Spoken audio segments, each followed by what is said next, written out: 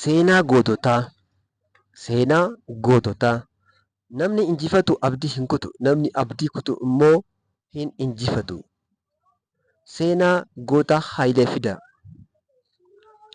Dooktar Hayilee Fidaa naannoo Wallaggaa keessaa magaalaa Arjootti dhalatee Naqqamteetti guddate. Hayileen barnoota sadarkaa tokkoffaa mana barumsaa Arjootti yoo baratu, sadarkaa giddu galeessaa yookaan kutaa 5 hanga 8 ammoo Naqqamteetti mana barumsaa yeroo sanaa mana barumsaa sadarkaa lammaffaa Haayile Sillaasee jedhamutti barate. Barnoota isaa ittuma fufuun sadarkaa lammaffaa Finfinneetti mana barumsaa Jeneraal Wiingeetitti baratee qabxii olaanaadhaan xumure. Kana booda barsiisaa ta'ee qacaramuun Dadaritti waggaa tokko barsiisaa ture. Bara 1961tti Haayileen Yuunivarsiitii Finfinnee galee barnoota ji'ooloojii baratee qabxii guddaadhaan eebbifame. Dooktar Haayileen barataa cimaa ture. Barnoota sadarkaa tokkoffaa A10 fi B2 xumure. Yuunivarsiitii ammoo qabxii 4 fiduudhaan barataa kabajaa ta'ee Great Distinction eebbifame. Erga eebbifamee booda achuma Yuunivarsiitii Finfinneetti Diipaartimentii Ji'ooloojiitiin gargaaraa eebbifamaa ta'ee akka barsiisaatti qacarame. Yuunivarsiitii Finfinnee keessatti erga waggaa tokko barsiisee booda barumsa digirii lammaffaa itti fufuu fi gara Faransaay adeeme. Dooktar Haayileen Faransaayitti jalqaba barumsa ji'oofiiziksii, itti aansee waggaa 2 ammoo sooshooloojii baratee eebbifame.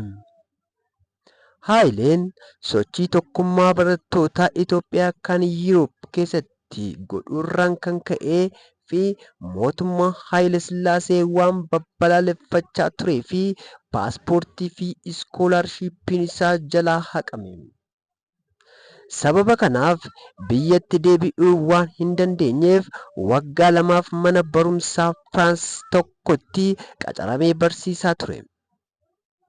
Itti aansee paaspoortii dhoksaadhaan imbaasiin Itoophiyaa kan Jarmanii kenneefiin gara Jarmanii deemee Yuunivarsiitii Hambargitti waggaa tokkoof barsiise.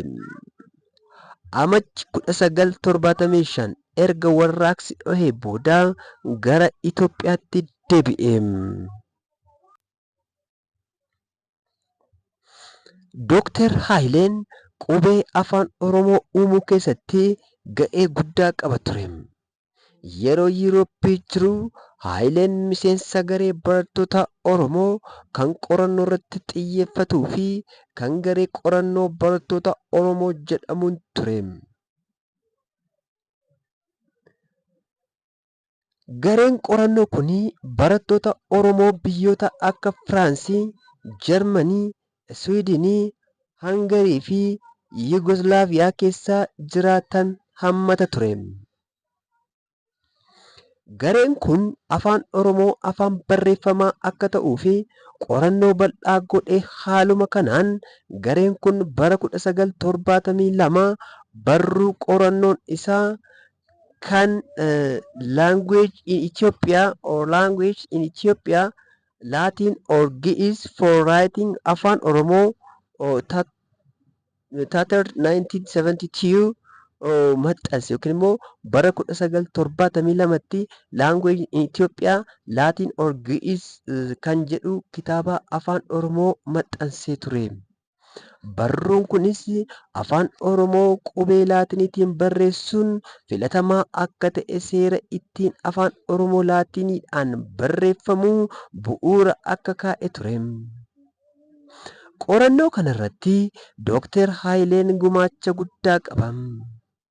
Dooktar Haayileen itti fufuudhaan qubeen afaan Oromoo har'aa kan itti fayyadamuun kitaabota 2 walitti aansuun maxxansee ture.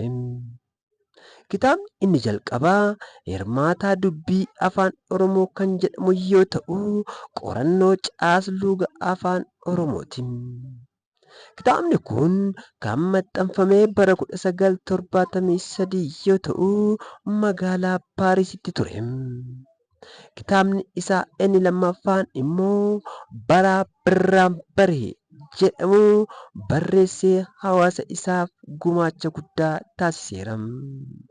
Walumaa galatti Dookter Haayileen aga lubbuun darbutti guddina afaan Oromoof jalqabinsa qubee afaan Oromootii fi shoora nama tokko osoo hin taane shoora guddaa taphachuun isaa seenaa keessatti akka hin yaadatamne isa taasisa. Madda waan hin dubbisarraa akka carraa ta'ee seenaa yoon jallisee na of kolchaa dhiifama isiniin jechaa seenaawwan goototaa biroo yoo barbaaddanii YouTube chaanalii keenya asumaan subscribe tuqaa like share copy link gochuudhaan jaallattoota guddina dagaagina afaan Oromoo ta'uu keessan mirkaneessaa isiniin jenna.